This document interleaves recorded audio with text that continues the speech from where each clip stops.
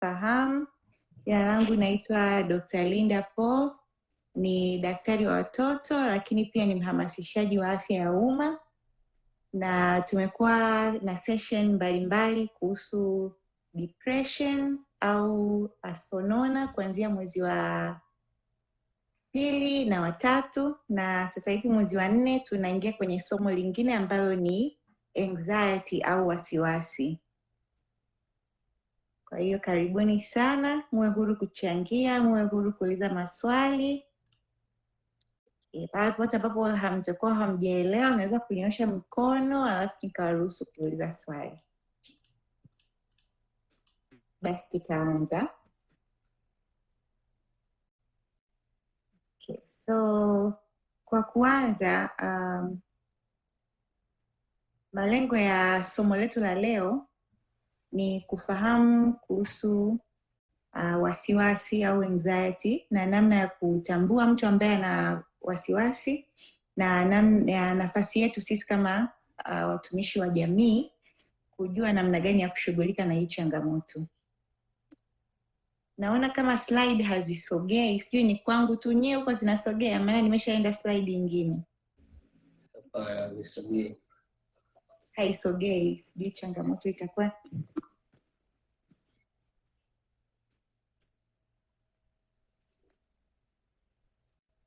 So, nijaribu kushare tena upya.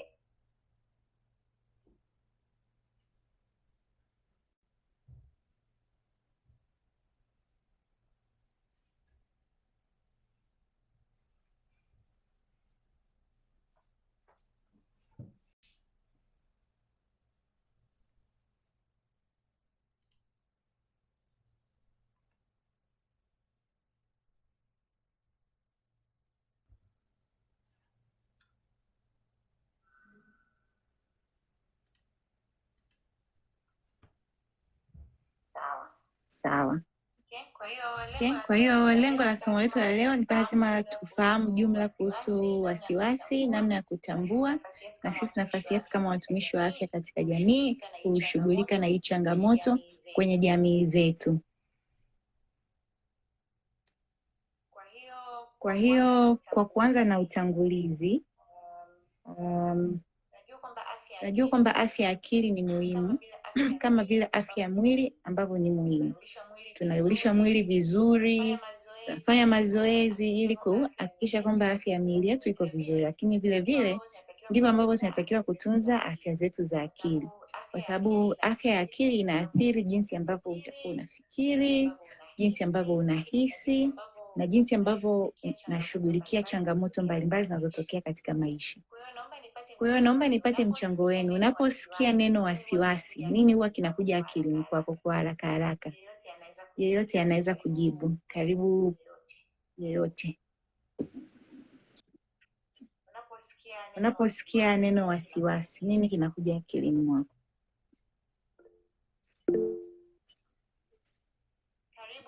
Karibu Dr. Jonathan. Asante. Habarini za asubuhi. Wakubwa shikamoni.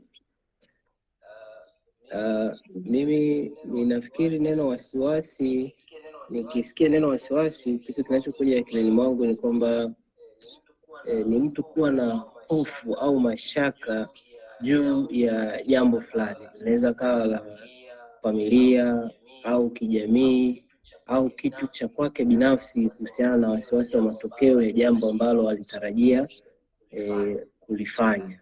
Asante. Asante sana Dr. Jonathan, umeelezea vizuri kabisa na kwa usahihi. Kwa hiyo unaposikia neno wasiwasi, yani kitu kinachokuja ni hofu, mashaka juu ya jambo fulani ambalo limetokea au hali fulani. Si ndio? Asante sana. Kwa hiyo ni kama vile ambavyo umeelezea definition ya wasiwasi. Ni hali ya kuwa na hofu au msisimko unaotokana na matarajio ya hatari au jambo lisiloeleweka lilotokea. Kwa hiyo kila mtu anapata wasiwasi katika maisha ya kawaida. Inaweza ikawa ni wasiwasi maybe juu ya jambo fulani limetokea, labda umesikia habari mbaya ukapata wasiwasi juu ya mtu wa karibu unayempenda. Lakini kuna wasiwasi ambao huu unakuwa wasiwasi usio wa kawaida, au unakuwa wasiwasi ambao ndio sasa tunautem kama anxiety. Sasa tunajuaje kwamba huu wasiwasi ni anxiety? Nasema wasiwasi unapokuwa wa kudumu kwa muda mrefu, yani mtu anakaa na ile hali ya wasiwasi kwa muda mrefu, let's say anakaa mpaka wiki 2 anakuwa kwenye ile hali ya wasiwasi, labda jambo lilishatokea zamani lakini bado anakuwa kwenye ile hali ya wasiwasi, au wasiwasi unaopelekea mpaka kusababisha shida katika kazi za kila siku za huyu mtu, na maana kazi zake za kila siku zinakuwa zinaathirika na ile hali ya wasiwasi, mahusiano yanakuwa yanaathirika na ile hali ya wasiwasi, na maisha ya kila siku kwa ujumla. Kwa ile hali unakuta inaathiri na maisha kwa ujumla ya huyu mtu. Lakini pale ambapo ule wasiwasi mtu anashindwa kuudhibiti, na mpaka apate msaada, yani yeye mwenyewe anashindwa kudhibiti ile hali ya wasiwasi mpaka apate msaada, kwa hapo ndo tunaita hiyo hali anxiety. Sasa kutafsiri anxiety kwa lugha ya Kiswahili haijatofautisha kwamba labda hakuna neno la Kiswahili ambalo linatofautisha wasiwasi ambao ni anxiety na wasiwasi wa kawaida. Kwa hiyo unakuta hapo kuna changamoto, lakini nataka sasa tunavyoendelea na hili somo tuchukulie kwamba hapa tunaongelea ule wasiwasi usio wa kawaida, yani mtu anakuwa na wasiwasi wa kupitiliza. Hiyo ndio tunaita anxiety. Sasa tuone aina za wasiwasi. Kuna aina mbalimbali za wasiwasi. Aina ya kwanza nitajaribu kuelezea kuelezea terminology kwa Kiingereza, alafu nitaielezea tena kwa Kiswahili, kwa sababu unakuta hamna maneno sahihi ya Kiswahili ambayo yametafsiriwa kuelezea hilo neno lilivyo kwa huo ugonjwa ulivyo kwa Kiingereza. Kwa aina ya kwanza anasema ni generalized anxiety disorder. Tunasema yani hakuna neno zuri la Kiswahili, lakini hapa wamejaribu kutafsiri, anasema Google inaniambia ni wasiwasi wa kila mara. Kwa hiyo generalized anxiety disorder ni wasiwasi unaokuta unadumu kila siku bila sababu maalum. Yani mtu tu anakuwa na wasiwasi bila sababu. Hakuna labda hali ya hatari ambayo iko mbele yake, au let's say yani hakuna kitu ambacho kinamfanya awe na wasiwasi, lakini yeye anakuwa na wasiwasi unaodumu.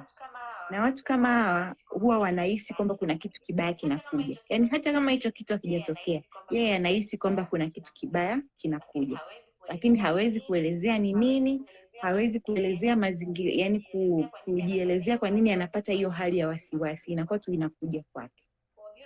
Kwa hiyo ndo aina ya kwanza, inaitwa generalized anxiety disorder. Unakuta mtu saa nyingine akiwa labda anaenda kwenye mitihani, labda anatakiwa kufanya mtihani, anakuwa na wasiwasi mtihani utakuwaje, labda atakutana na maswali gani, au kama ile mitihani ya kusimamiwa na wasimamizi, labda anakuwa na wasiwasi atakutana na msimamizi gani. Hiyo inaeleweka. Lakini hii hali ya generalized anxiety disorder kunakuwa hakuna sababu maalum, lakini mtu anakuwa anapata tu wasiwasi kila mara, na anakuwa anatazamia kwamba labda kuna kitu kibaya kitakuja. Hiyo ni aina ya kwanza. Aina ya pili inaitwa panic disorder au mashambulizi ya hofu kwa Kiswahili. Sasa hii hali ya panic disorder huwa inawapata watu ghafla. Yani mtu anapata hofu kali ghafla, yani tunaziita panic attacks kwa Kiingereza. Kwa hiyo unakuta let's say labda mtu alikuwa anaenda kwenye interview, hata hajajua let's say hiyo interview atakutana na nini au itakuwaje, labda hajakutana na hali yote ya hatarishi, lakini kwa sababu anajua anaenda kwenye interview, ghafla anapata hali ya hofu kali isiyo ya kawaida. Hiyo tunaziita panic attacks. Au labda mtu anaenda mwanafunzi anaenda kwenye mtihani, unakuta ghafla anapata panic attack, na dalili zake unaona ni kama mpigo wa moyo kwenda kasi, anatoka sana jasho, anakosa hewa, pengine anahisi kama anakufa. Wengine waga wanapata paka dalili kabisa za kuumwa tumbo, anaharisha, anatapika. Yani hizo zote ni dalili ambazo zinatokana na panic attack. Kwa hiyo mwili sasa unatengeneza hizo dalili kwa sababu ya hiyo attack ambayo ameipata, hiyo ya hofu kali. Hiyo ndio inaitwa panic disorder. Aina nyingine ya wasiwasi ni social anxiety disorder, ambayo kwa Kiswahili ametafsiri kama wasiwasi wa kijamii. Anasema hii hofu huwa inaonekana au kuhukumiwa vibaya na watu wengine. Yani mtu anahisi kama jamii inamhukumu vibaya, kwa hiyo anapata wasiwasi. Yani anahisi kama anahukumiwa na watu wengine. Kwa hiyo huyu mtu anakuwa anaogopa kuzungumza mbele za watu. Yani kitu chochote ambacho anatakiwa kukifanya mbele za watu kinampa wasiwasi. Aidha kama labda ni kula mbele za watu, unakuta anapenda kujitenga, hawezi kuongea mbele za watu. Tunaita ile public speaking. Yani ukimwambia kwamba okay, sasa labda let's say ni wanafunzi darasani au ni wanafunzi shuleni, labda nenda mbele ya assembly au useme uongoze labda sala au useme jambo fulani. Yani huyo mtu unakuta hawezi kabisa, akifika pale unakuta hata anashindwa hata kuongea, yani maneno ghafla yanakata au anapata dalili kama hizo, kutoka jasho. Kwa anakuwa, hiyo tunaita social anxiety disorder. Ni wasiwasi ambao anaupata akiwa mbele ya watu au kwenye kundi la watu wengi. Aina nyingine ni specific phobias. Hizi specific phobias au hofu mahususi ni hali ya kuogopa kitu fulani. Yani mtu anakuwa na wasiwasi juu ya kitu fulani, kama vile labda wadudu, nyoka labda, au mtu ana wasiwasi wa kuwa kwenye sehemu yenye labda kwenye urefu fulani, au tunasema height. Anakuwa na fear of height. Kuna mtu mwingine anakuwa na hofu ya kupanda ndege. Yani akiona ndege inapaa vile, yani hofu, yani anapata wasiwasi usio wa kawaida. Kwa hiyo kwenye kwa lugha ya Kiingereza hizi hofu waga wanazipa majina. Kama kuna mtu mwingine anakuwa na hofu ya kukaa kwenye chumba ambacho kiko, yani chumba ambacho hakina labda kina dirisha dogo au kina mlango, au chumba kilichofungwa, anakuwa na hofu. Kwa hiyo tunaita fear of being in enclosed space. Alafu kuna mwingine anakuwa na hiyo fear ya kupanda ndege, tunaita aerophobia. Ingine fear of heights, nimesahau jina lake kwa Kiingereza inaitwaje, lakini ndio hizo fear specific, tunaziita specific phobias.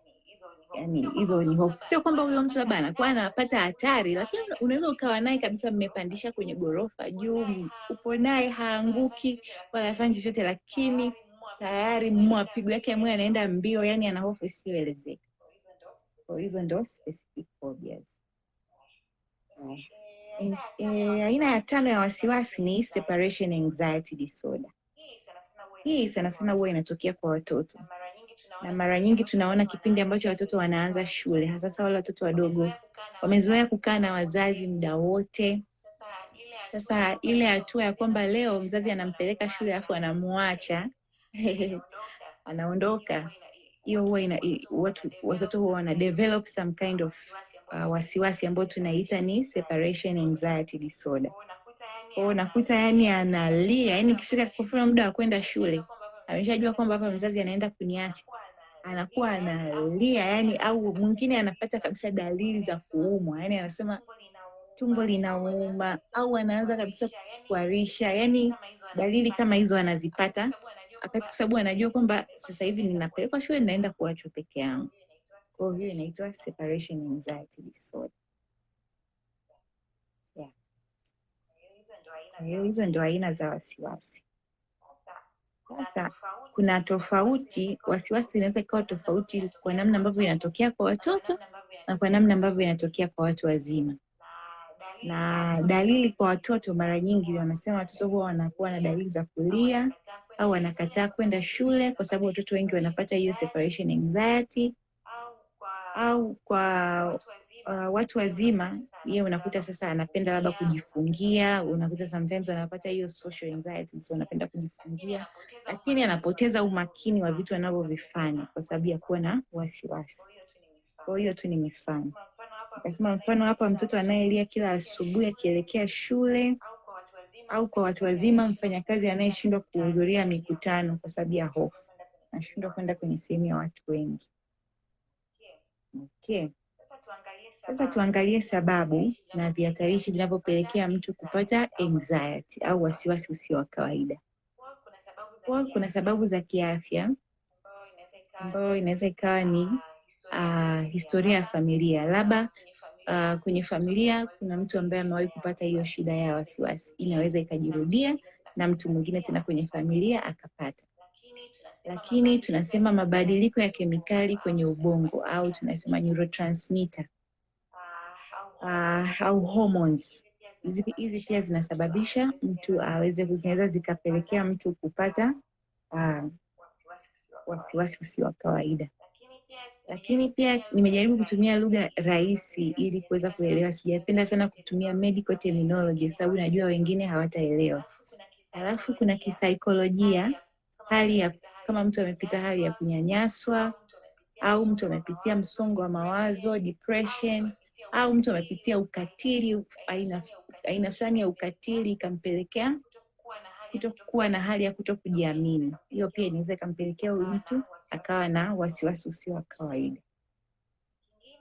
Kingine ni mazingira anayokutana nayo huyu mtu. Kama amekutana na mazingira ya unyanyasaji nyumbani, migogoro, umaskini au ugonjwa sugu ambao ameupata, hiyo pia inaweza ikapelekea mtu kupata wasiwasi. Mfano, let's say mtu ambaye ameona babake akiwa anamfanyia ukatili mama. Huyu mtoto anaweza asione hiyo effect sasa hivi, lakini baadaye akija kuwa mkubwa sasa, let's say ni mtoto labda alikuwa ni wa kike, akifikia kwenye stage ya kuolewa, anaweza akawa anapata wasiwasi usio wa kawaida kwamba labda na mimi nikija kuolewa huyu mume wangu atanifanyia ukatili ule ambao alikuwa anaona babake anamfanyia mamake. Kwa hiyo hali kama hizo za mazingira zinaweza kumpelekea mtu kuathirika kisaikolojia na baadaye akaja kupata anxiety. Kingine ni utamaduni. Hapa kuna imani potofu kuhusu afya ya akili, unyanyapaa kwa wale ambao wanaonyesha hisia zao. Kwa hiyo hizi hali za za mila potofu kuhusu wasiwasi, kuhusu anxiety, watu wanakuwa wanatengwa kwa sababu wanaonekana lese kama ni mtu aliyechanganyikiwa au mtu ambaye ana tatizo la kiakili. Kwa hiyo hii pia inaweza ikamsababisha mtu kuto kutafuta msaada na ile hali ikazidi, ikampelekea apate hali mbaya zaidi ya kuwa na wasiwasi. Kwa hiyo tuangalie sasa dalili za wasiwasi au dalili za anxiety. Wengi ambao wanakuwa wanapata hizi anxiety, anapopata hiyo attack, unakuta mwili una react, unaonyesha dalili za kuwa na wasiwasi, kama mapigo ya moyo kwenda kasi, kutoka jasho sana, yani kuna baridi lakini mtu bado anatoka jasho, kutetemeka au kusikia mwili una uchovu sana. Kwa hizo ni dalili za kimwili ambazo tunaweza tukaziona. Lakini za kihisia pia, huyu mtu anakuwa na hofu kila mara, au anakuwa na mawazo mengi, yani msongo wa mawazo, anawaza hiki na haya mawazo yote yanakuwa yanampeleka, yani mawazo ya hofu. Lakini unakuta mtu anakasirika kwa haraka au bila sababu, hana sababu ya kukasirika lakini anakasirika. Kingine tabia, unakuta mtu anapenda kujitenga, anapenda kuepuka kazi au shughuli fulani ambazo akifanya hizo shughuli zinampelekea kuwa na wasiwasi, au shughuli ambazo zinamweka labda kwenye mazingira ya watu wengi anaziepuka. Lakini pia anashindwa kufanya maamuzi kwa sababu ya kuwa na ile hali ya wasiwasi. Anaogopa labda akifanya kitu hichi labda kitakuwa na outcome mbaya. Yani kila maamuzi anayofanya anaona tu kwamba yatamletea outcome mbaya. Kwa hiyo anakuwa na wasiwasi au anashindwa kufanya maamuzi. Kingine kwa watoto, tumeziona hizo dalili, tumeziongelea kwamba wengine wanakuwa wanalia sana, anakuwa anakataa kwenda shule, wengine wanakataa kula au hata anakataa kulala. Let's say anaogopa maybe akilala peke yake ataota labda ndoto mbaya, kwa anapata wasiwasi. Na hizo anakuwa anaogopa kwenda kulala kabisa. Anaona bora akae macho. Kwa hiyo ni baadhi ya dalili. Sasa tuangalie athari zinazotokana na matatizo ya wasiwasi au anxiety.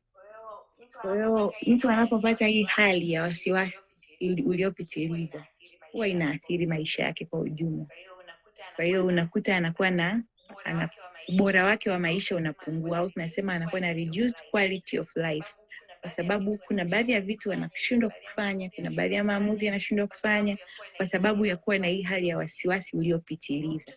Kwa mtu kama huyu anahitaji kupata usaidizi ili hali yake, ubora wake wa maisha uendelee kuwepo.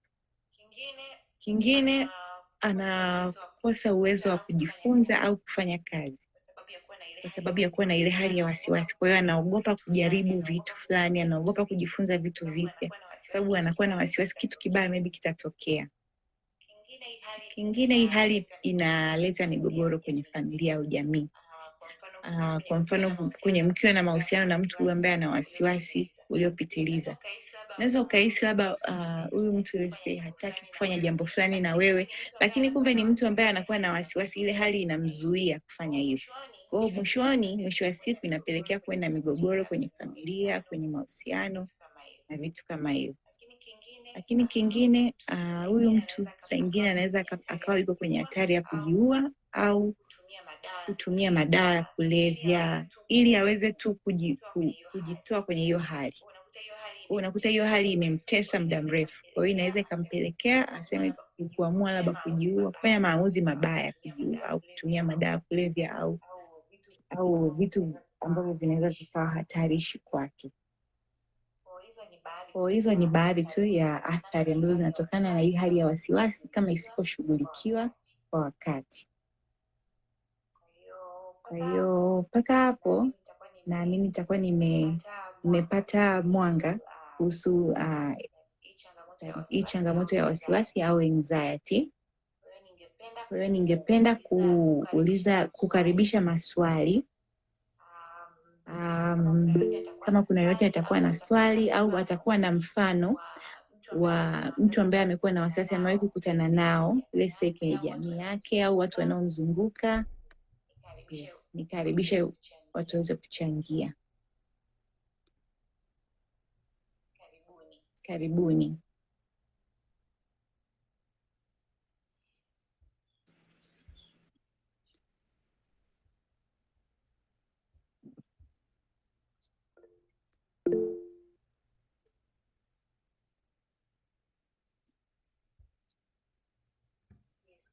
Yes, karibu Dr. Joshua. Jonathan, sorry. Jonathan. Asante. Nakushukuru sana mwezeshaji daktari. Ndio. Kwa uwasilishaji mzuri sana juu ya somo letu zuri la leo la wasiwasi. Labda tu nilikuwa na maswali mawili. Ndio. Swali la kwanza, Waswahili wanasema wasiwasi ndio akili. Je, kitaalamu hii imekaaje? Hilo la kwanza. La pili, nitatofautishaje kati ya depression na anxiety? Kwani nikijaribu kuangalia kuna asilimia kubwa ya onset ya almost zinafanana na baadhi ya viashiria na mfanano mkubwa. Asante. Asante Dr. Jonathan kwa maswali mazuri kabisa, nimeyapenda. Swali la kwanza linasema, Waswahili wanasema kwamba msemo unasema wasiwasi ndio akili. Sasa hiyo inakuwaje kiafya? Okay, kama nilivyoanza kwa kuelezea kwamba nashindwa kupata tafsiri nzuri ya anxiety disorder kwa Kiswahili. Ndio. Kwa sababu wasiwasi au anxiety ni hali ya kawaida ambayo inaweza kumpata mtu anapopata hali fulani ya hofu au hatari. Lakini hasa hiyo anxiety inaweza ikawa a disorder. Au wasiwasi unaweza ukawa ugonjwa, yani ukiwa wasiwasi uliopitiliza, ambao ndio tumeudefine hapo kwamba hiyo hali ya kuwa na wasiwasi, ili useme kwamba hii ni changamoto ya kiakili, inakuwa ni hali ambayo inatokea kwa muda, anakuwa anaipata mtu kwa muda mrefu, lakini inakuwa inaathiri maisha yake na kazi yake za kila siku, na inamzuia yeye kufanya hizo shughuli zake za kila siku. Kwa hiyo sikatai na msemo wa Waswahili unaosema kwamba wasiwasi ndio akili. Ni hali ya kawaida kabisa. Kila mtu huwa anapata wasiwasi juu ya jambo fulani ambalo lina jambo la hatari au linaleta hofu. Lakini ikitokea kwamba hiyo hali imepitiliza sasa, imekuwa zaidi au imetokea bila sababu, hiyo sasa ndio inakuwa ni ugonjwa, tunaita anxiety disorder. Sawa. Lakini nijibu hilo swali la kwanza Kabisa. Sasa swali la pili linasema ninatofautishaje kati ya anxiety au wasiwasi na depression au sonona. Yes, ni swali zuri kwa sababu unakuta visababishi vyake vingi vinafanana, lakini tulisema kwamba depression au sonona ni hali ambayo inatokea kwa mtu anakuwa na hali ya huzuni kali au huzuni ya kudumu ya muda mrefu zaidi ya wiki 2, lakini pia hiyo huzuni inakuwa inaambatana na kukosa hamu ya kufanya shughuli zake za kila siku au mambo ambayo mwanzoni alikuwa akiyafanya yanamletea furaha. Anakosa hamu ya kufanya kazi zake za kila siku, lakini pia anakuwa hana furaha kwenye vitu ambavyo mwanzoni vilikuwa vinamletea furaha. Anakuwa anakosa furaha na anakuwa na huzuni ya muda mrefu. Kwa hiyo component ya kuwa na huzuni na kukosa hamu ya kufanya kitu, tunasema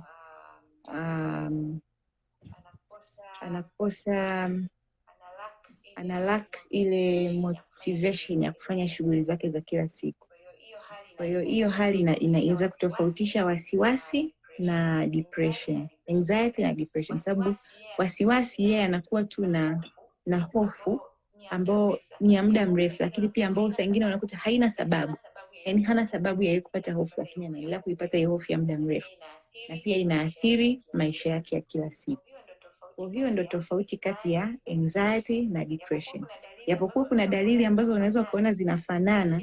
Let's say wote wanaweza wakawa wanapenda kujitenga. Let's say mtu ambaye ana wasiwasi, let's say ana social anxiety disorder, anapenda kujitenga, hapendi kukaa na watu. Lakini pia mtu mwenye depression anaweza pia kuwa na hiyo hali ya kujitenga na kujifungia, kupenda kukaa peke yake. Kwa hizo ni baadhi ya dalili ambazo kweli zipo kwenye depression na zipo kwenye anxiety na zinafanana. Sawa daktari. Karibu. Nikaribisha swali lingine. Yote ambaye ana swali.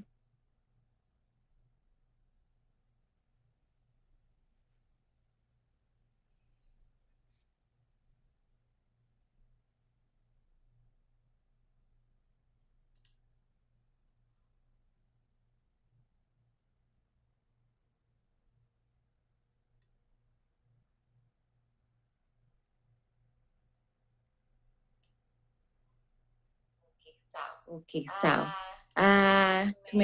Tumeangalia, nataka niwape scenarios, alafu mimi sasa nawauliza maswali.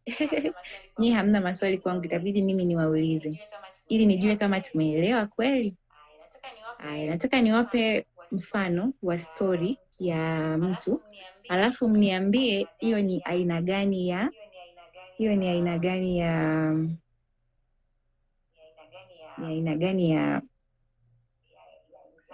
anxiety. Okay.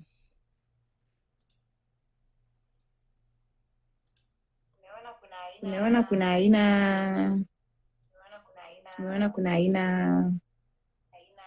5. Nataka nirudi pale kwenye aina ili iwe rahisi kwenu kurefer.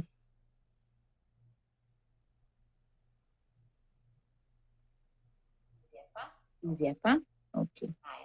Haya, mfano wa kwanza ni mtoto mwenye miaka 7 ambaye huwa analia kila siku asubuhi kabla ya kupelekwa shule. Yaani analia, anashika paka mguu wa mama yake, yaani hataki mama akifika pale shule hataki mama amwache. Au siku zingine akiamka asubuhi sika siku ya kwenda shule, analalamika kwamba tumbo linauma au kichwa kinauma ili tu asiende shule. Hiyo ni aina gani ya anxiety au wasiwasi?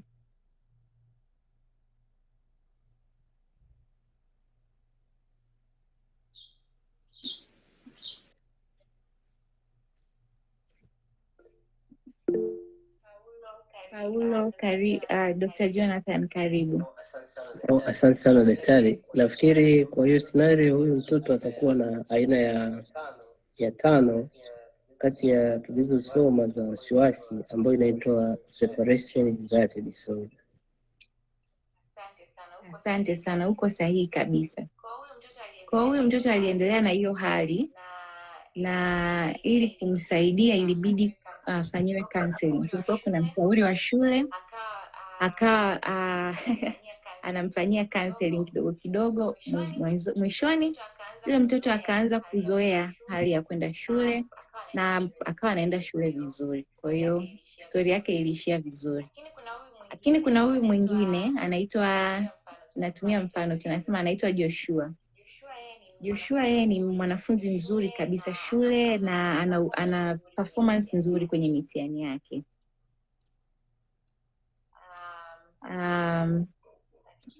Lakini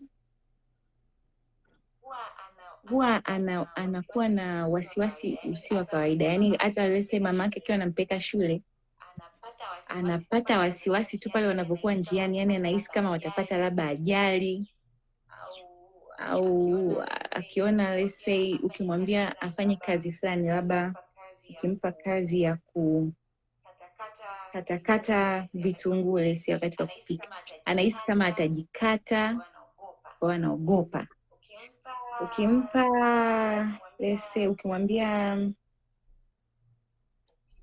ukimtuma dukani peke yake, anaogopa, anahisi kama atagongwa na gari au atakutana na kitu cha hatari.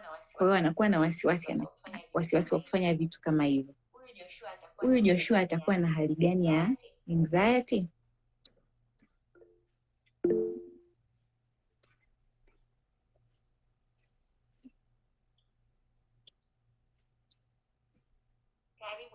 Karibu Dr. Jonathan. Asante sana daktari. Nafikiri Joshua kwa kuwa na hofu ya hivyo vitu kadhaa ulivyoorodhesha, atakuwa na specific phobia. Specific phobia. Okay.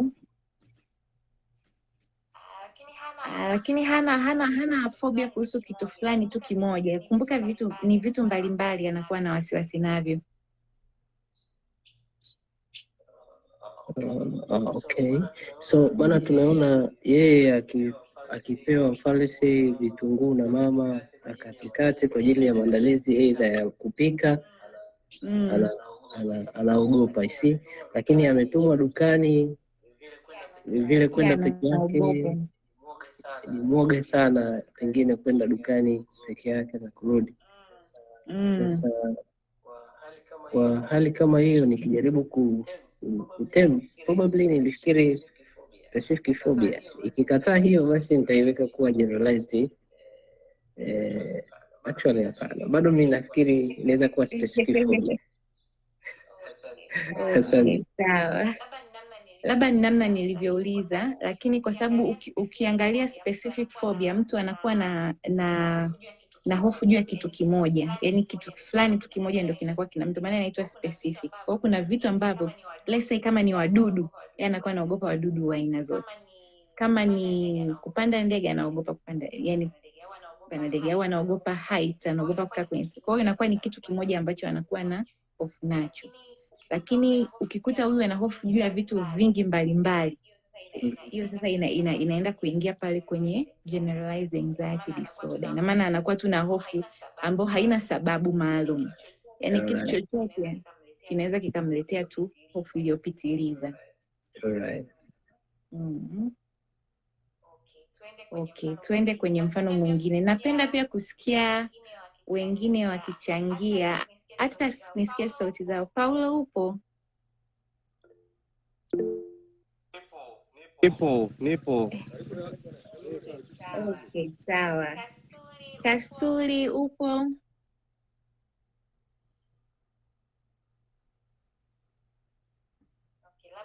Okay, labda atakuwa mbali kidogo. Haya. Mfano mwingine.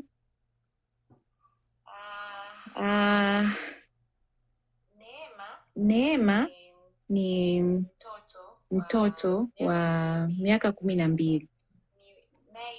Naye yuko very clever, very bright student darasani. Lakini anaogopa kusimama mbele za watu.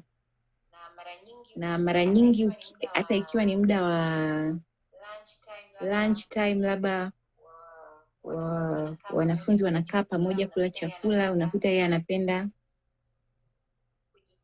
kujitenga. Let's say anaweza aka-avoid kabisa kwenda kuchukua chakula kwa sababu anajua pale kutakuwa kuna wanafunzi wengi, labda kuna foleni na nini, kuna wanafunzi wengi wapo, anaweza akakwepa kabisa kwenda kula lunch. Au kama akienda ataenda wa mwisho, alafu ataenda kukaa peke yake. Lakini akiwa kwenye nyumbani na familia yake, anaongea tu vizuri, akiwa labda na rafiki yake, wanaongea vizuri, hana shida. Lakini akiwa kwenye makundi ya watu wengi, mara nyingi huwa ni mkimya sana. Anakuwa na hofu ya yani kama akipewa siku hiyo aende mbele ya assembly kusema kitu, anashindwa kabisa kuongea. Sauti inatoka ndogo. Neema atakuwa na aina gani ya wasiwasi?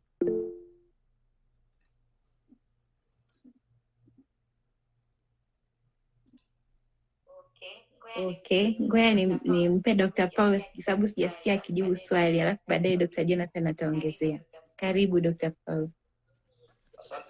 Asante.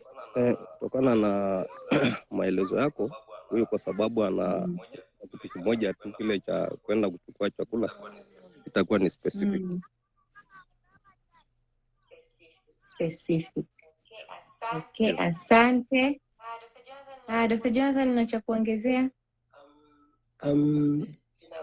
Jina la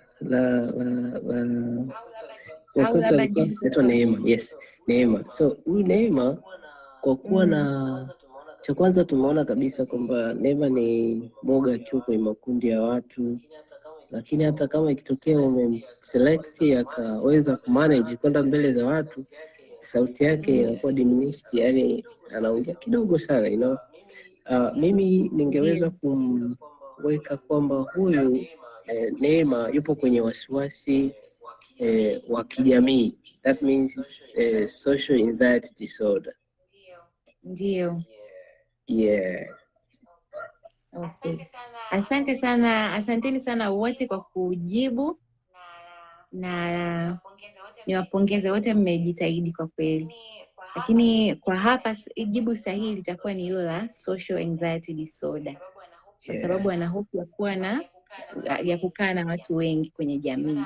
Tuliona anakwepa kabisa foleni za kwenda kuchukua chakula saa ingine, na akienda anajitenga, anakaa peke yake, lakini akiwa nyumbani anaongea tu na familia yake vizuri.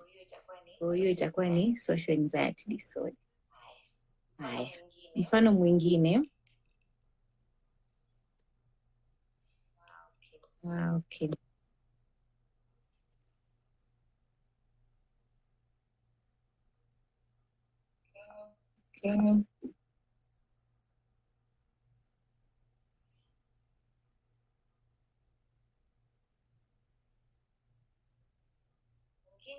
Mwingine ni Musa.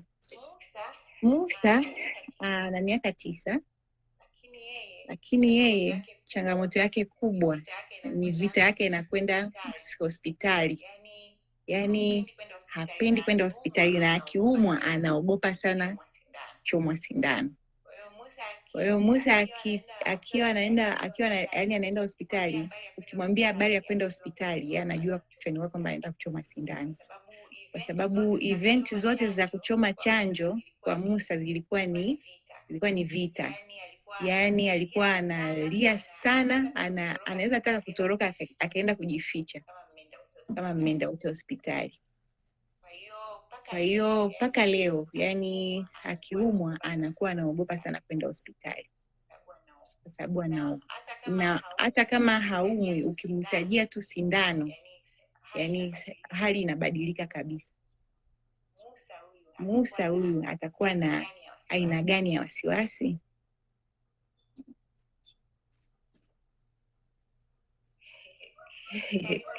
Karibu Dr. Jonathan. Asante daktari. Nafikiri kwamba Musa kwa kuwa muoga sana wa sindano, na maana sindano zinapatikana hospitali tu mostly, naweza nikasema yuko very specific. So Musa ni specific phobias au hofu mahususi ndo Musa anayo. Asante.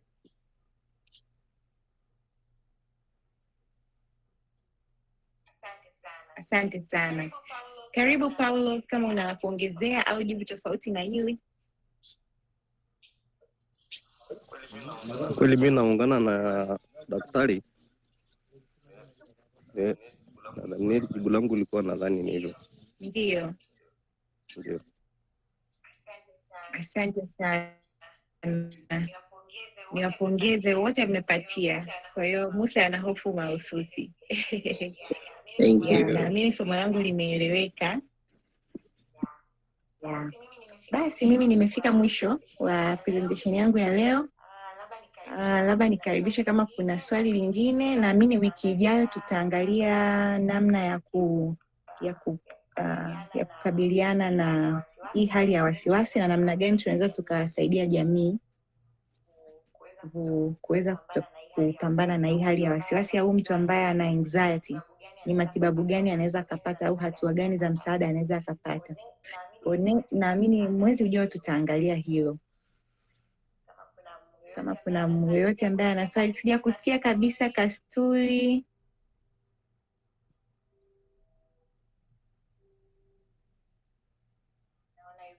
Naona yuko mbali.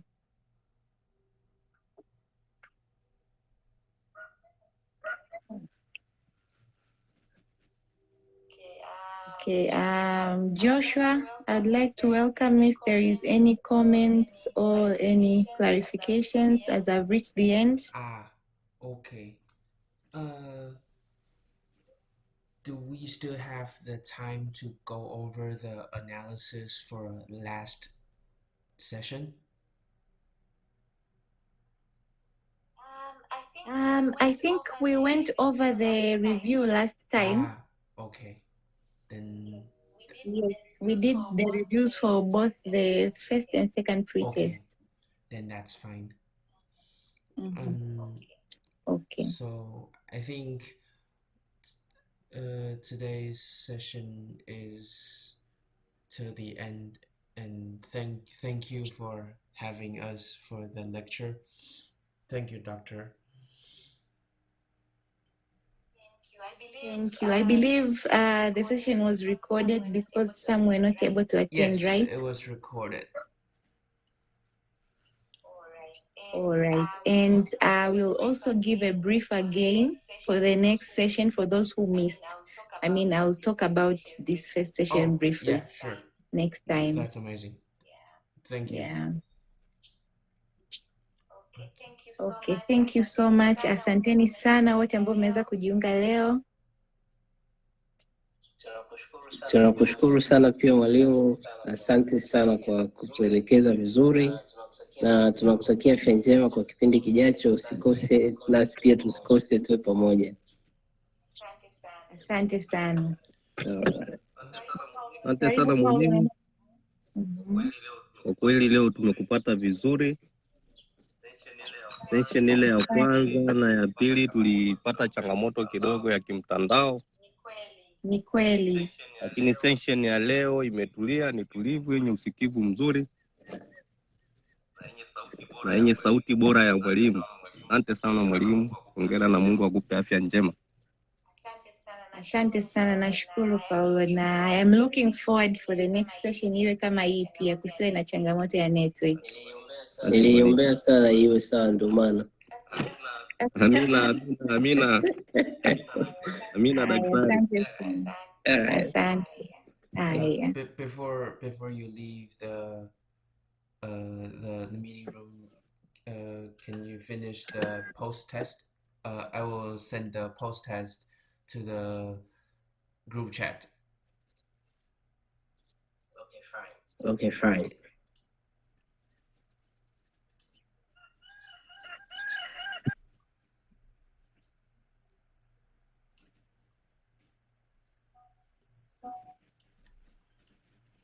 Yeah, I send it. All right.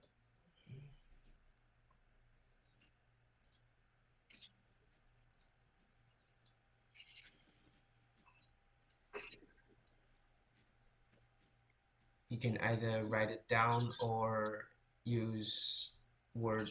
That both are fine. Okay, fine. I hope you got my pre-test. Yes, I already have the pretest. Thank you in advance.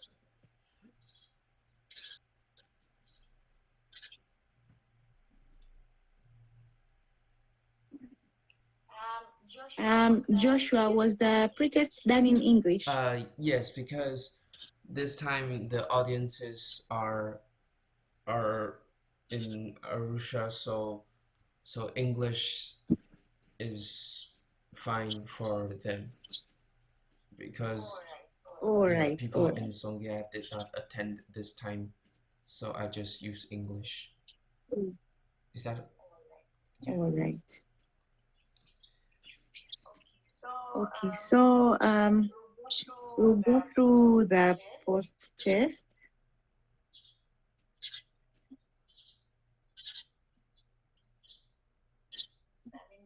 The pre-test. Okay. This is what you sent me, Joshua. I've just shared it. Exactly. Okay. So section 1, it was true or false. Number 1 says that anxiety is always a bad thing and should never happen to healthy people. True or false? I think that was the answer was false. The answer was, what was the answer? Yeah, it's false. Yeah. So it can happen to healthy people. And yes, it's a bad thing, but it happens. It happens even to healthy people. So number 2, children and adults often show anxiety in the same way. So that was false. We have seen how the anxiety symptoms can present differently among children and adults. And the other one was cultural stigma can prevent people from seeking help for anxiety. That is true. We have seen from today's session that this can be among the cultural stigma can be among the precipitants for depression. For anxiety, sorry. Another one, a multiple choice question. So which of the following is not a type of anxiety disorder? So here the answer would be B, bipolar disorder is not a type. Which of the following is a common physical symptom of anxiety? I think we have seen that the common physical symptom is rapid heartbeats. Muscle gain, no. Clear skin, no. Increased energy, no. Number 6, which of the following is a common emotional symptom of anxiety? So that would, common emotional symptom is constant fear, right? So the answer is A. Which of the following is a common behavioral symptom of anxiety? Common behavioral symptom. I think that would be withdrawing from social activities, B. Section 3, self-awareness and attitudes. And these part are just So this Yeah, these are and personal, they yeah. have personal answers, Okay, so that will be fine. right. Yeah, Okay, so I yeah, think that's it for the pre-test.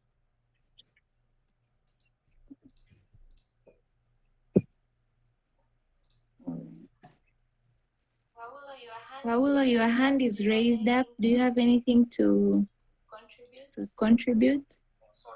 Oh, sorry. Okay. Yes, accidental click.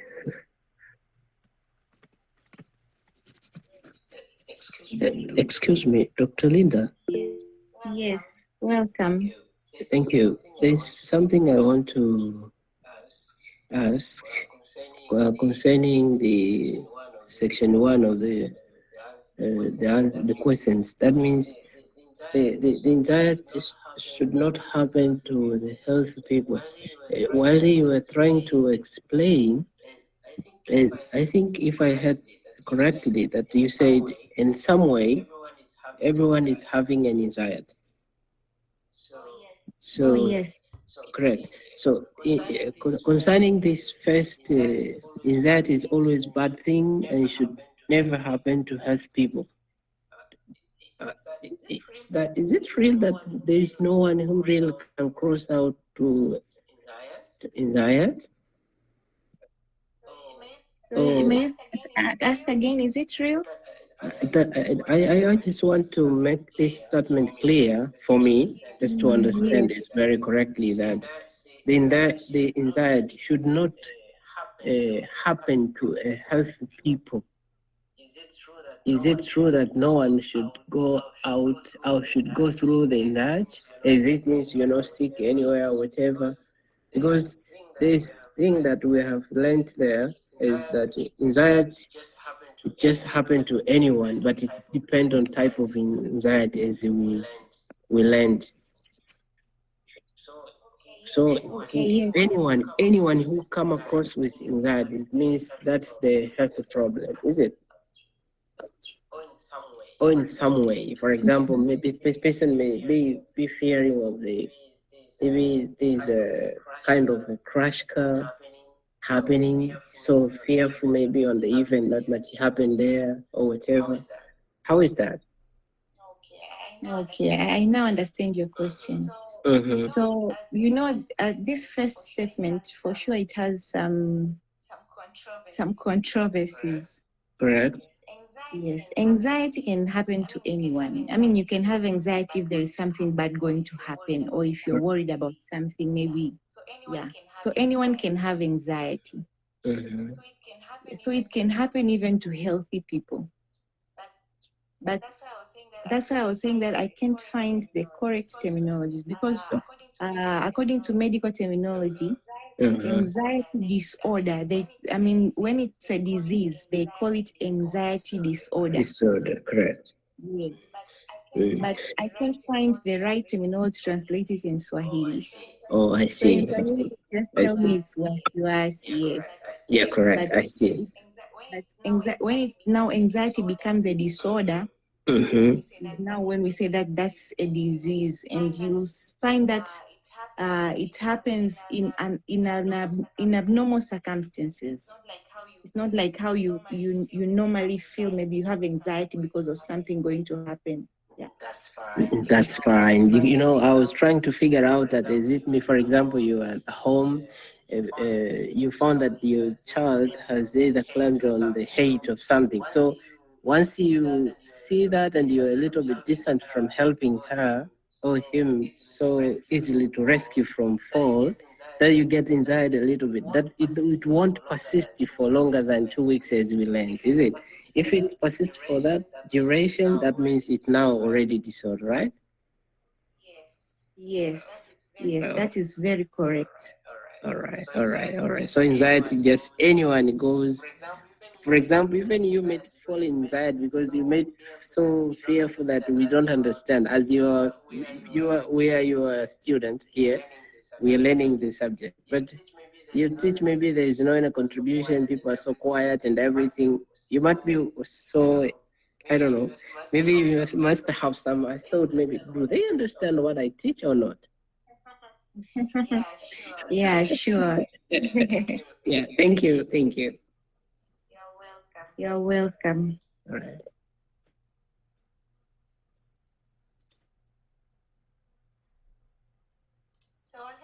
So thank you, Joshua. I think Yeah, we're sure. done. And I think we're done. So you may Okay. leave the meeting room whenever you want. Thank you for attending. Okay. Thank you, everyone. Thank Asante. you. Thank you. Asante pia.